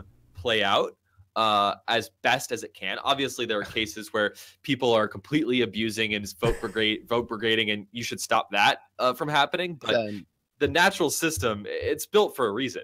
Ben, this is where we have some shared history here, and I'm going to say that our views on ideal moderation probably are not very great. We come from a community that all back in the day, like the old school tribes community, prided itself on just let everything regulate itself, no moderation whatsoever. And it's something that, I mean, for the longest time, I've very much been more in favor of. Like, usually I'm in your camp, but as time has gone on, I've definitely hit the point where, okay, there might be some degree of benefit in guiding these things somewhat, especially if you look at how in the tribes case, how things ended up there, where the inmates ran the asylum to some extent, where a lot of people got pushed out because of no moderation. Now, I'm not saying anything's like that is happening in the Overwatch Reddit or anything, but that's because of negativity and vitriol and hate speech. This is not really the situation here. No, I'm just saying we're predisposed a little bit to just go, let things ride. And I'm not sure that's always the best situation. I think one of the issues with Overwatch, and Jason alluded to a little bit, is that I think naturally things would fall into place. I think the natural progression of a subreddit is that when the game's brand new and it's super popular, and Overwatch is record-breaking super popular, like right off the gate, then you're going to get all these type of play of the game, these funny clips from the games, and you see that for a period of time. And then eventually the popularity of the game goes down. There's something new and that people are playing. And then you start seeing just the recession of this type of thing. And then you see things like esports and other types of interest in that game start to be more prominent, and then you start to see just an influx or a change that takes place, and then esports eventually become like maybe 50% of it. That's kind of what we see with some of the League of Legends and CS:GO. We actually see more. So with Overwatch though, like my point is though, with Overwatch, I feel like we're trying to accelerate everything. And there are good and bad things about accelerating. The good thing is like trying to accelerate things and getting like different aspects of the community a ton of exposure. This is like max exposure when the game is still growing and thriving, and getting just a lot of eyes on things like our tournaments or just whatever content. That's optimal, and that's kind of like where we're at right now. Like we just don't want to have to wait for that kind of natural progression to happen. Well, actually, I'm going to play devil's advocate and actually disagree with you that Overwatch is on a natural progression. I think anything on Overwatch and how it's grown has been anything but natural for how a general game develops, especially on the esports side, because the reality is that Overwatch went from, to give an example, it's like da. And no game has really done that to that extent. Not even League. When League exploded, League took a much longer period of time to get that insane levels of popularity. And what usually happens in a scene, relative to the competition and competitive side of things, that grows at an equal rate with the rest of the game. So it's always a constant element when people are browsing things related to the game. The thing about Overwatch that makes it unique and makes you consider things like Monty's proposal to help maybe put it on a slightly different track and encouraging other content is that Overwatch, because it spiked so quickly on the player-based side, it didn't have a whole lot of time for the esports side of things to really ingratiate itself as people came in. Is sort of gigantic amount of people day one period, and you didn't have this ramp up time that you had with every other sport. So you could say that, oh, natural progression is just going to naturally go more towards esports as time goes on. I would say that there's the potential for Overwatch, and you have this case where, because the casual side grew so quickly and to an unprecedented degree, it actually means that you might have to take more of an effort to promote the esports side of things. So I don't think it's really great to rest on your laurels and go, oh, natural progression, everything will be fine. I think you need to be a little bit more proactive in monitoring the situation and not just assuming things will work out because of prior history. The problem I think with your analogy is the fact that there hasn't been a game out there like Overwatch. Not in terms of genre, but in terms of when it came out and how big of a game it became, and it was intended to be from the get-go. You compared League of Legends to it. You talked about, League, it started very slow. That was before esports really boomed huge. Like, that was way before that happened. It got before the bubble collapsed, then it came back together and it started to rise up like crazy, having the multi-million-dollar deals, having these orgs, having professional sports organizations involved.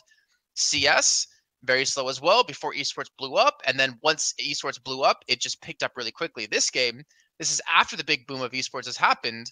And you can't really compare Overwatch to literally any other game out there involved in esports because of the timing that it came out and the expectation for it to be already an esport when it came out.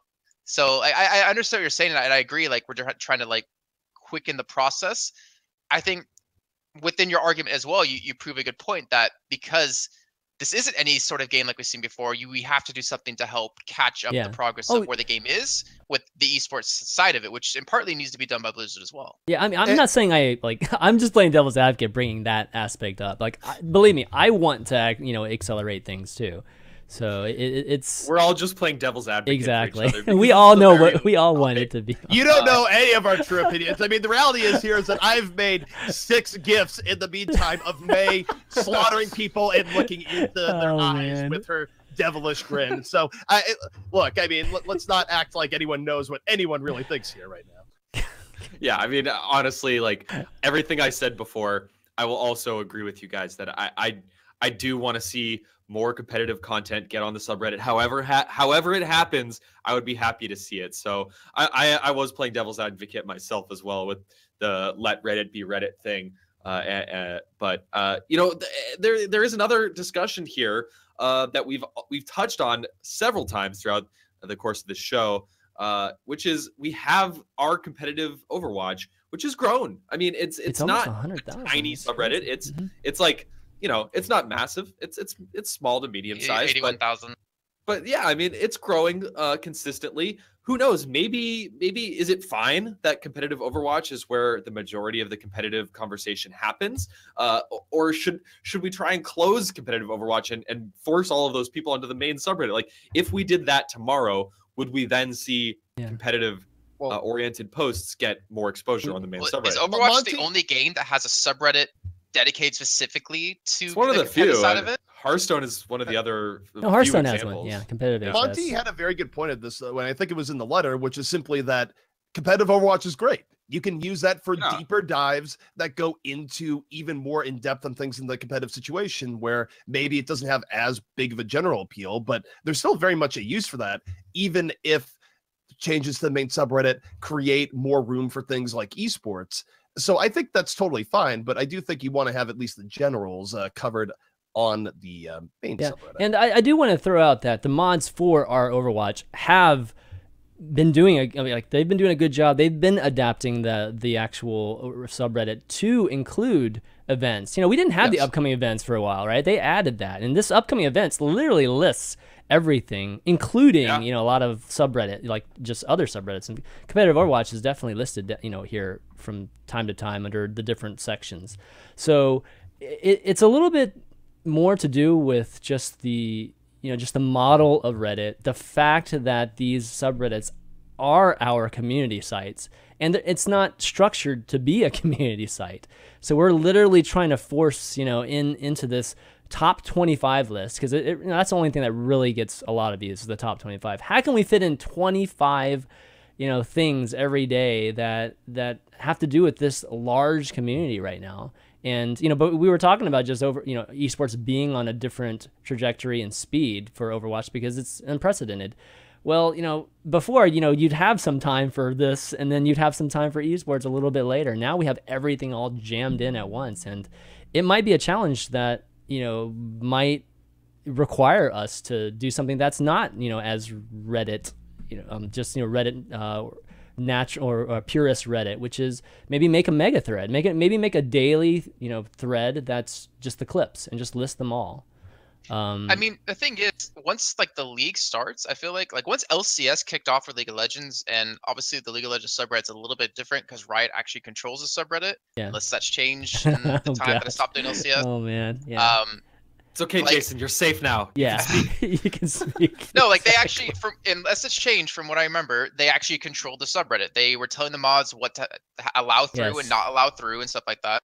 But once the league kicks off, and I think we see competitive stuff incorporated into the client, maybe you can watch the live league feed in the client, stuff like that, or link to it.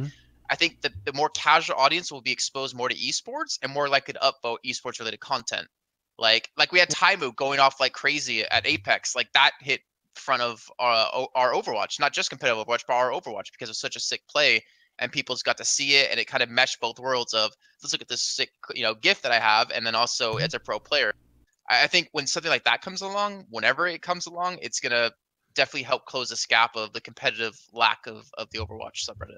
Jason, I'm going to zero in on one thing you mentioned there that I think is probably the most important by far compared to everything else for getting competitive engagement from your average casual player, which is simply you look at games like Dota, you look at games like CS, where what was really the big turning point? The big turning point was that when your average player could get in-game loot and rewards that were related to esports based on esport events, and they were actively encouraged to look at events as they went on and participate. Obviously, you don't want to go full CSGO in regards to where things like skin betting and all the rest went on. Blizzard will never go down that path. But you want something along the lines where people can watch a tournament and then maybe they get something like an esports loot box that has unique loot that relates to the teams, that has really cool effects and all the rest. Once you bridge that gap, if you go down that path, I think suddenly you've now rewarded people in a very material way for getting involved in esports, and you're creating a link for people to get involved. I think that would probably be the biggest deal across everything, and would certainly bleed onto the Reddit as well, as far as increasing community engagement overall. I mean, they tied those. Not only did they implement loot boxes and drops and things like that, it was also in conjunction with the biggest tournament that had ever happened at the time. It was like the double whammy of not only this integration, but also the biggest tournament that the games had ever seen. And there are graphs.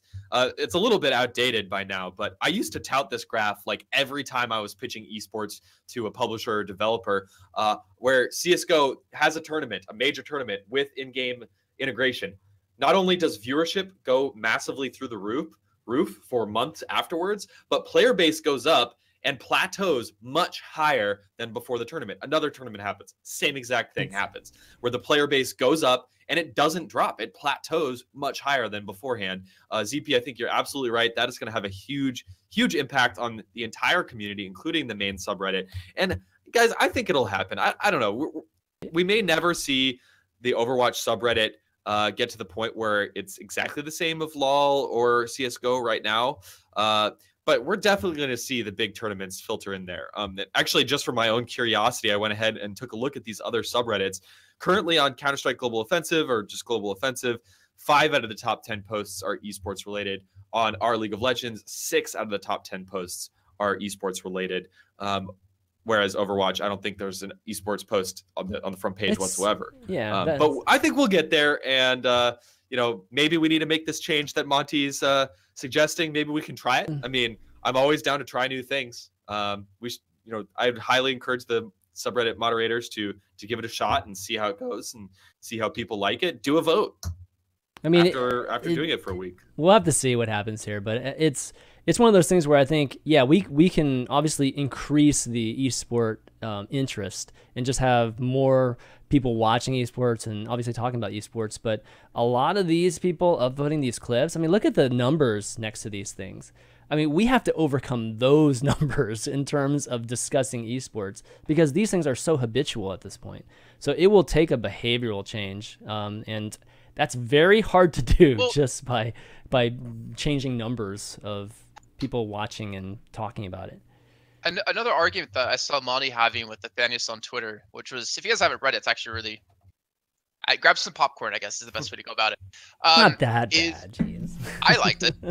Was Monty talking about the fact that there's not a lot of engagement in those posts, Right?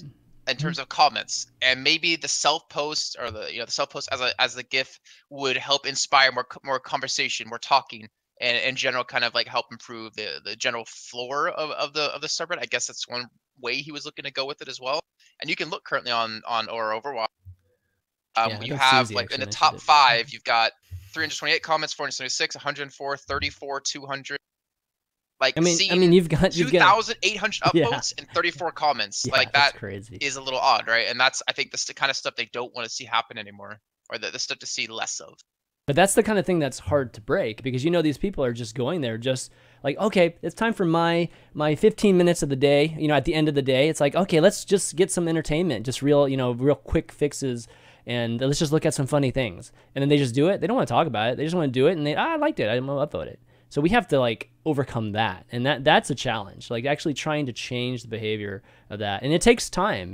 One good thing is we do see a post with Flames post earlier with all the 23 heroes. But again, that's more to do with, I think, trying to educate casual, just more, not necessarily an esports demographic as much as more of the casual Overwatch demographic.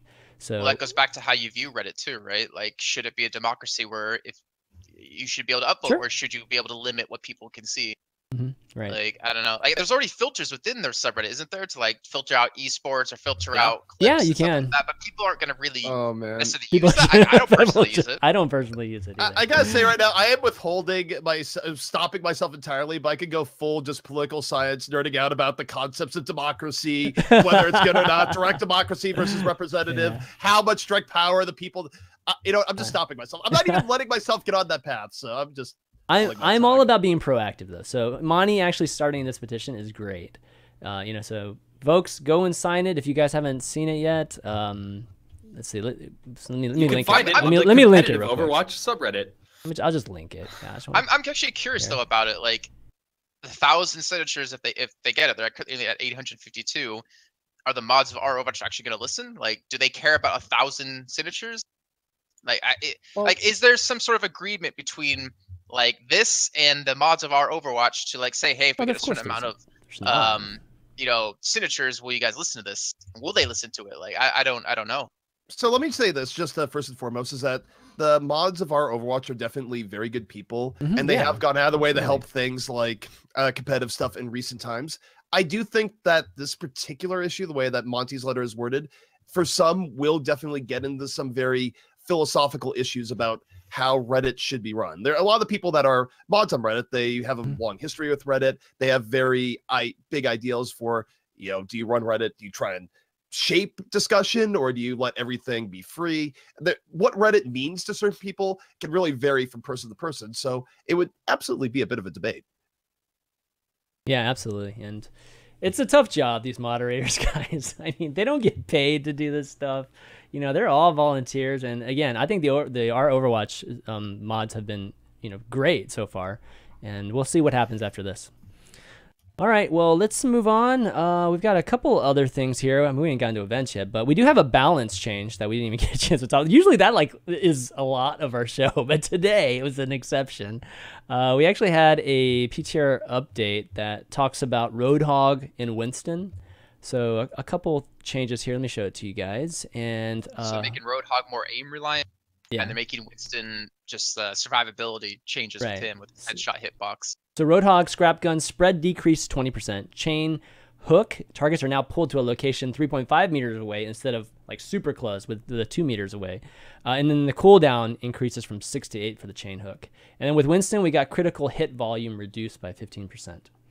So I think the Roadhog change is massive, actually. Yes. Like with the current Roadhog, ignoring the hook just between his left click and right click, there's like this dead zone you can play around in that he really can't kill you unless he's in your face, which is like against, like, I don't know, I'm gonna try to do it with my hands and it's gonna look really stupid, but like there's this range here and then there's this gap between the range of his left click and right click, and like within this range you can play around in it with having no real threat of dying, like especially if you're like a tracer.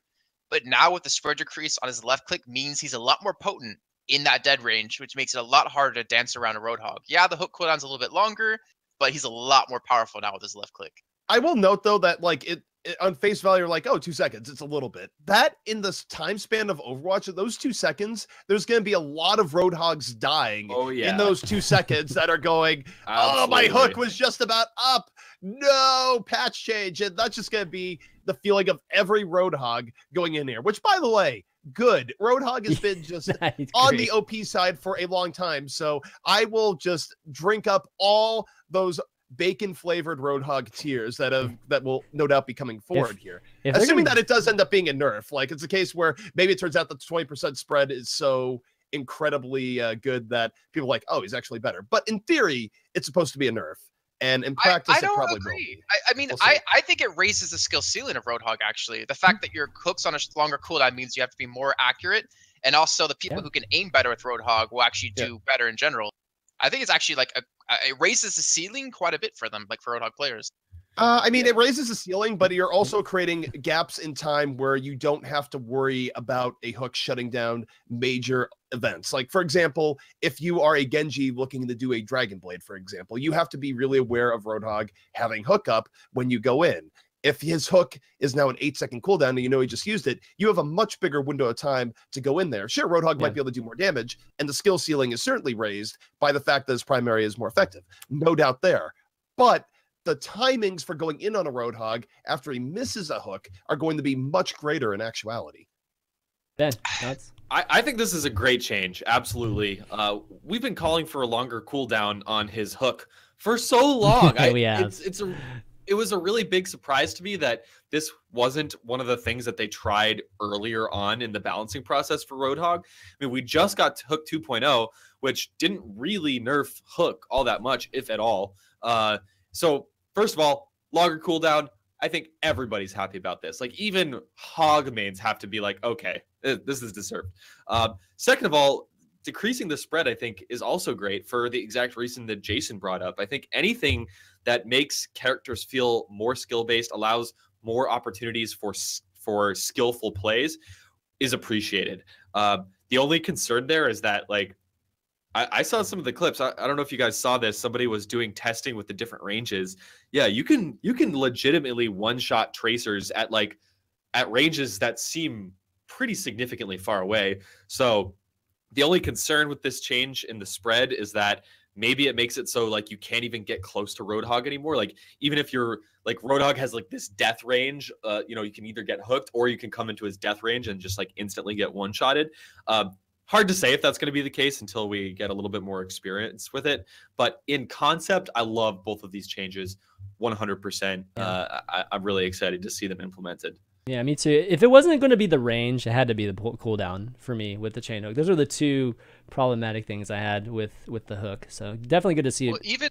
Even the hook's nerfed quite a bit. And someone in chat pointed out, let me see who it is. I think it was Hanget Sutai. I can't read his name. Why would you read out the name? Why would you even? Just say like, and from a viewer in our chat, they said this. I want to give him credit. You know. You are punishing yourself, Jason.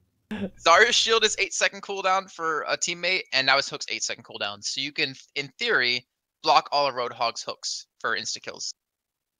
And so also, Diva's gonna have a much easier time absorbing. Yep. Yeah. Yep. Definitely. Shots after the hook. Okay, let's talk about Winston. Maybe they're making him. Yeah, finish. Maybe they're making him less of like an instant kill potential and more of like a steady damage dealer with the 20% spread decrease, and then changing his hook around a little bit.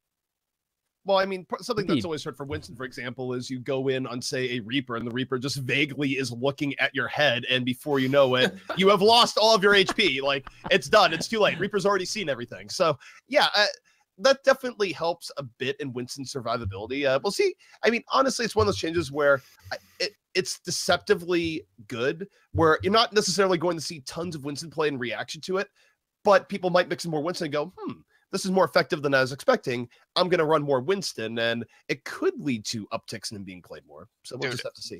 With the dive comps, like I was just doing a couple scrims today. Like if you play against a Winston who's like not terrible, holy crap, he's still hard to kill even without the change to his crit headshot volume. So like he's going to be so much stronger now, and like his own survivability, like we really can't underestimate that, and making him that much harder to kill with dive comps. Yeah. So yeah, when the Winston change is more of, I mean, it's definitely more of a minor change, at least in terms of it's just the size of basically what a headshot is for Winston, because his model, his body model was very large. At least his head was very, very large, and you know, I don't know how they do that. I mean, do they just change? I mean, they didn't actually change the art, right, or the graphics of his head. No, just the headshot box. Just the hitbox, right? Okay. It's just We a matter actually made I know, Winston's head smaller. Exactly. I'm just like, okay, but He the has hitbox Anna's is hard head to now. tell. He's Winston had too much brain matter before. We're man. just dialing it down a bit. A hyper-intelligent gorilla was not really that. You know, it wasn't believable in the future world of Overwatch. So we just had to tamp that down a bit. I mean, you know what they say about Winston mains. Oh, I'm so excited for Good this because Winston, I think Winston's totally viable. I mean, Winston is totally viable in this current meta. If you're running a dive comp, he works. Yeah. He is still weak though to specifically Roadhog and Reaper. And yes, he's got a massive hit model. Shotguns, every pellet's going to hit no matter what. But if less pellets are hitting his face, that means he's going to survive so much longer. I actually play a fair amount of Winston on my ult, a little bit on the main as well. And getting hooked by a hog, if you have like less than like 80% of your HP, or like maybe 85% of HP, a single hook is dead. It means you're dead. So if this means that like you can get hooked at 70% HP and still survive, we need to do some testing to see what it's going to be. This is actually a massive change for Winston.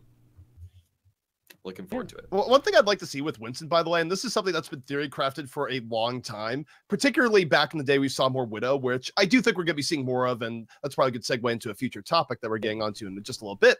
But I still think for Winston, the head hitbox going lower is great, but there's also cases where Winston players, particularly on leaping in, could do themselves a world of good by just, butt jump your way in there.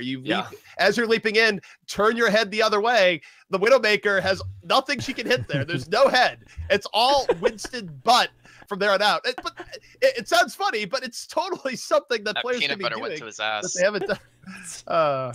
That would be incredible if you did extra damage by like ass jumping into them. Oh my god! You can rotate your body as you're jumping, like swerve your or tilt your body. That'd be. What do you think his jetpack is? We're gonna call that the Winston. It's not a machine on his back. Okay. Peanut butter doesn't agree with this thumb. So Apex. What? Yeah, let's talk about events after talking about Winston's butt here.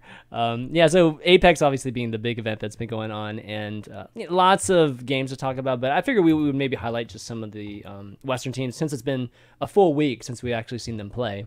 So Envy, just almost exactly a week ago, played BK Stars, ended up beating them 3-1. It was pretty, they handled them pretty well there. The only comment I made, or at least I noted here, was that it was great getting a chance to see Taimu playing Widow again, because it's been a long time since we've actually seen him, not just like pop him in for a second, and then just switch immediately, but actually play him for a good amount of a certain stage. And we actually saw highlights, right? That was one of the clips that made that actually made the front page of our Overwatch, was that Taimu, the snipe that he had there. So yeah, I wanted to bring this up, and I did want to bring up like an opinion I had too, which is I feel like when Overwatch League launches, it would be really good, or maybe even very important, if Widow was in the meta again, and we were able to see some of that spectating, because it is analogous to some other esports like CS:GO, with sniping in the AWP, and it's very accessible from that standpoint. I want to see what you guys just think of just the Envy itself, and then we can talk about the Taimu thing. So how did Envy look first? I'm going to say that Envy right now, they've been winning, but I don't know if it's really a case where, oh man, Envy's looking strong. Envy still is making a lot of not great mistakes that have been going on in terms of particularly things regarding their ult management, things regarding to how they set up team fights. They got away with they get away regularly things like, say, Taimu going on Widow. That's great. Taimu is able to just will the game to his favor. But the reality is that Envy needs to be focusing on winning games on all fronts, not just going, hey, Taimu's on Widow, it's working out. And this has been a long-standing issue with Envy too. This is not particularly new. I know just from listening in on scrims with Envy back in the day and all the rest that Envy does not keep track of the ult game anywhere near as well as some of the Korean teams are right now. And it's not if it's going to catch up with Envy, it's when. Okay. At the same time, we also saw some incredible coordination out of Envy. Another extremely memorable clip from that match was the flashbang into Roadhog hook combo. Yes. Yeah. Which by itself is like pretty simple, right? But McCree flashbang stun window is like half a second at best. So Envious is one of the very few teams in existence right now that is able to hit these kinds of coordinated combos where you throw a flashbang over a Rhine shield and in that split second, there comes the Roadhog hook. Like not a lot of teams can do this. So rough around the edges, maybe ZP, but they still have coordination unlike any other team. I don't know. I mean, it's deceptive. There's mechanical coordination and then there's actual strategic and tactical coordination. It's a case where that particular combo that you're talking about, that's easier to set up than you might think in the sense that if you know you're going for that, you see that your McCree is going to be a little bit more aggressive going in. And from the Roadhog perspective, you can key in on that and hook that in. That's a completely different skill set than actually going, here's how we're doing the ult game. We're going to try and win this fight. We're not going to try and win this next fight. And yeah, Envy can do like mechanical plays like that really well. I'm not convinced that they've upped their actual overall broad spectrum view of the game to where it needs to be going into in the future. Let's be fair to Envious though. Have they been challenged to the point where they need to work on that necessarily right now? Yeah, because they are doing some insane work. Like I agree. Like maybe they're a little bit weak in that situation, but they haven't really been pushed or tested to the point that they have to work on that situation. I mean, yeah, it can be sad to see that you, as a team, you should be working on those small things and increase your dominance over other teams, but at the same time, when you've been the top dog for so long, it's hard to keep having the momentum, or not the momentum, the desire to push yourselves even further when you're already still beating all these teams. It's a natural behavior, right? Like when you're at the top, you kind of rest on your laurels, and yeah, you don't feel the need to actually continue progressing until somebody puts you in that situation. I mean, we should point out that Envy's first match in Apex, they narrowly won 3-2. This match, it's not like it was a clean sweep against BK Stars. It was 3-1, and BK Stars not exactly like one of the absolute best teams in Korea. So they've still got a lot of proving left to do in this tournament specifically. I'm gonna call you out on the first one because when they played that first match, they hadn't scrimmed in a month because people were sick, people were home, and then they all just came back together and played like for a couple days. So the first one, I won't give you that one, but the second one, I can definitely agree with a 3-1 win over a team that necessarily isn't like a top team. I mean, the group is one of the easier ones. We are getting to the very end of the show, and there's still a lot to discuss. But I wanted to get your guys' take. Harry Hook played a ton of Reaper in that set. What is Reaper viable now again? Well, I mean, that goes back to MLG Vegas, right? Where Envy was really the only team to come out and play a lot of Reaper there. I mean, this is nothing new for Envy that they've been mixing in Reaper more frequently. They're one of the teams that said, you know what, he's still useful even back when everyone had abandoned it, and it's just more of the same there. So yeah, I think Reaper is useful if mixed in under the right circumstances. Harry Hook's been proving that for months now. I think people just forget as well how strong certain heroes can be and forget how to play against them to counter them. I think that's definitely a big factor. Like I see so many Mercies in comp play now that are actually winning games because people forgot how to hunt a Mercy. I've ever heard from Resin. Right. They just kind of sit back and hide behind a Reinhardt shield. But yeah, hey, if you can make Reaper work, then that just makes them that much more deadly as a team, doesn't it? Yeah. Let's see. Moving on. Misfits. They actually played too, and they handled AF Red 3-0, and definitely saw some tweets from Tavik, and it's starting to look like the Misfits team is starting to get things together. I'm not sure if you can totally discern that from one big match here, but what do you guys think? Thank God. Thank God. I mean, I'm just like such a huge fan on a personal players. There are really some special talents on that team, so I'm excited to see them do well. I actually haven't had a chance to catch this game yet, though, so I don't know if you guys watched it or not. I have not watched it yet either. I'm a little bit behind in some of the more recent Apex happenings just because of getting ready to move to Denver for the upcoming series, all the rest. So for me, there's certain things I need to catch up on. Like I have not had time to deep dive on the C9 match that happened last night. But Yeah, I mean, it's interesting. I mean, it's certainly a case where it's good to see the Western teams having a degree of success. I do think that the top Korean teams right now have been doing incredibly well. So I don't know. We'll see where things go, especially as we get later on into the tournament and in the playoff time. And bear in mind, too, is that there is always a wild card here, and looking at teams and their relative strengths, and that obviously we have patches that are coming out with a new patch that we're just talking about where Roadhog is getting changed. All these things have big effects on the teams of the tournament thus far. I mean, you could go back to Apex Season 1, where you could make a very strong argument that it was the patch that came out in the middle of the tournament that let Envy actually go forward and do as well as they did by bringing in Mickey in what turned out to be a very diva-centric meta. So, yeah, we'll have to see. All right, this brings me to something that we also need to really talk about here, because this is actually very important for Apex and the future of Apex. Okay, so Group B. Group A, that's 100% determined. It's going to be Meta Athena and Envious moving on. There's no way they can be knocked out of the top 2 slots. Group B, this is where things start to get interesting, right? Lunatic High is 2-0, Misfits is 1-1, Luxury Watch Blue is 1-1, and AF Red is 0-2. So AF Red plays against Luxury Watch Blue next, which you can pretty much say Luxury Watch Blue will win and put them at 2-1. And Misfits have to play against Lunatic High. If Misfits don't beat Lunatic High, they're out. They're not going to qualify for the playoffs. If they do beat Lunatic High, we're probably going to have 3 teams now at a 2-1, and there has to be like some sort of potential tiebreaker set up for that. Ooh. And Reinforce had a post about it that if you're tied, they're actually going to go by map score. So I don't even know how that one actually breaks down between the two teams. I mean, I don't think they have a they don't have it listed here at all, right? So, okay. Actually, yeah. So at the moment, Misfits are tied with Luxury Watch Blue, actually, from what I can tell. But anyways, that's just Group B. But Group C, you've got Cloud9 there trying to fight for the chance. So Cloud9, so Cloud9 is currently 3rd in the group at 1-1. Kongdu Uncia is ranked 1 at 2-0. AF Blue is 1-1. Cloud9, like I said, and then Combat Spirit is 0-2.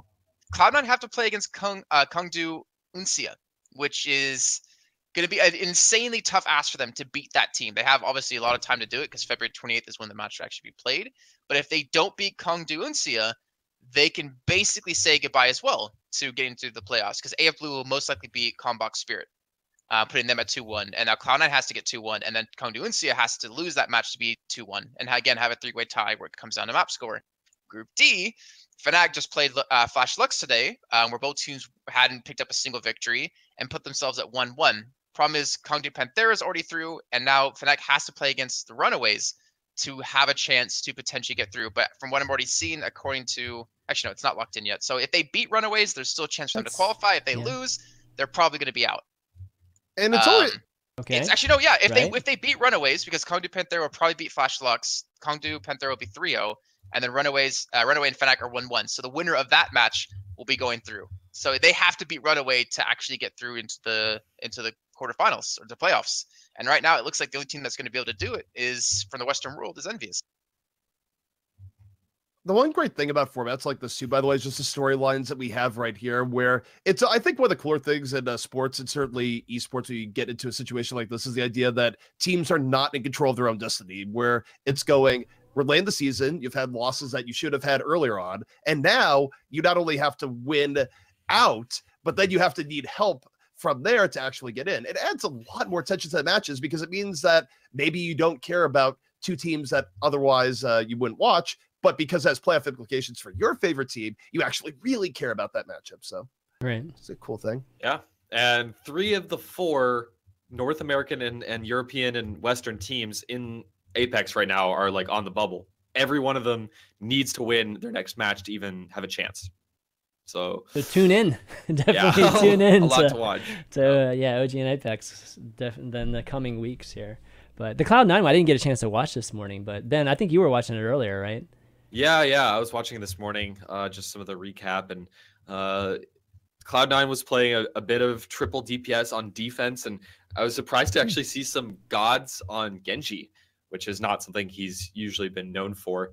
But yeah, unfortunately for Cloud9, they did end up going out with a couple of missteps. They actually, I think there was some lack of coordination or communication. They all jumped off the point. There was a diva bomb, but they all jumped off the point when one of them could have stayed on, and they ended up losing that way, which is pretty unfortunate for them. And yeah, they're just in this terrible situation now where they're gonna have to beat Kungarna to win or to get through this group. Otherwise, they're out, no chance. Yeah, I mean, just look at Uncia, they could still be out. Well, just look at still be the. out. Wait, sorry, ZP. Before you get to that, because the thing is, they have to beat Uncia with a better map score than AFBlue beating Combat Spirit. Yep. So they have to beat like the best team, one of the best teams in the entire tournament, with a better map score than AFBlue against Combat Spirit, which is probably one of the worst teams in. What's the tiebreaker of the maps? Really what's the tiebreaker if the map scores tied? It's not. I think the they score have to within play, the maps. They play. Is it? No, I think they play another game. Okay, they just would play a tiebreaker. Can we get to some NFL level, just third and fourth order tiebreakers that are just absolutely ridiculous? But yeah, I mean, for C9, from what I haven't watched that full series that was going on earlier today, but it does seem like, as far as it goes, that the series that they lost was basically must win for them to stay alive, and they didn't win it. But one thing I did want to touch on, Fishstix, as you brought up, is that I do think going forward into the future for C9, and I have seen a bit of God swapping off now to more projectile DPS. The fact that he's able to have success on is clearly making it more of his own to a degree that you don't usually see from a hit scan player going the projectile. Not only would it put Gods in a class that's up there with Surefour and Tavik if he's able to complete that transformation, but it would give C9 unparalleled versatility if they were able to harness that and finally lock down some of the roles. Because historically, something that C9 has had a real problem with is that they don't know who they want to play or who plays what. I mean, there's been so many situations in recent memory where you have cases where, oh, sometimes we're going to put Mendo in the McCree. Sometimes we're going to put Surefour in the McCree. And it's not a case where they're playing different heroes as a result. They're literally just swapping off between what they play. And C9 needs to hammer that down a little bit. But if Gods can be a versatile player and go into that mix with Mendo and Surefour, in theory, it gives C9 a lot of options going forward. Are you comfortable saying unparalleled, though, when you have Misfits who can do so many different hero swaps as well? I mean, it's between the two. I mean, we saw Cloud9 switch things up constantly yesterday. In a single round of attack on a single map, you'd see them switch things up several times, which I think makes them one of the more fun and dynamic teams to watch. And same thing could be said for Misfits, as most of those guys can play like at a really high level, can play 8 or 9 different heroes. It's pretty nuts. I love watching teams like this. Yeah, I mean, it's the future, right? I mean, we're going to see that eventually. It just needs to be refined to a point where they can do it at a very, very high level and organized. All right, well, I mean, we're kind of running over now, so we're going to have to probably save some of these questions that we've gotten through email for next week. But I promise next week we will definitely get to the email questions. So keep them coming at the overview at chanmanv.tv, and we'll definitely get to them next week. But why don't we wrap up? ZP, fantastic as always. Thanks for coming on, joining us. But do you want to do any shout outs at this point? Anything you want to plug, or where can people find you?